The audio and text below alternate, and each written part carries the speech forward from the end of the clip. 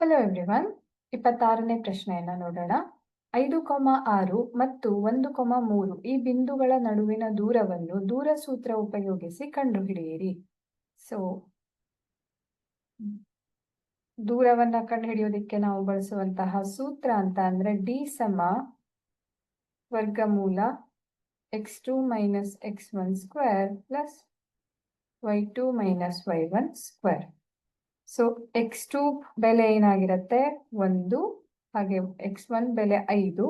So ಇದು 1 minus 5 whole square ಆಗುತ್ತೆ. ಹಾಗೆ y2 ಬೆಲೆ 3 ಮತ್ತೆ y1 ಬೆಲೆ 6 ಇದರ ವರ್ಗ ಆಗಿರುತ್ತೆ. 1 ಮೈನಸ್ 5 ಅಂತ ಅಂದ್ರೆ -4 ಆಗುತ್ತೆ ಅದರ ವರ್ಗ. ಹಾಗೆ 3 ಮೈನಸ್ 6 ಅಂದ್ರೆ -3 ಸಿಗತ್ತೆ ಅದರ ವರ್ಗ.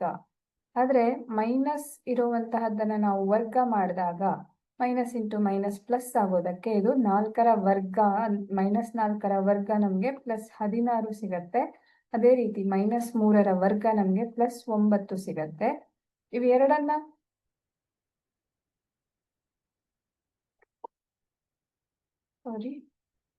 ಕೂಡಿಸಿದಾಗ ವರ್ಗಮೂಲ 25 ಅಂತ ಸಿಗೋದಕ್ಕೆ ವರ್ಗಮೂಲ 25 5.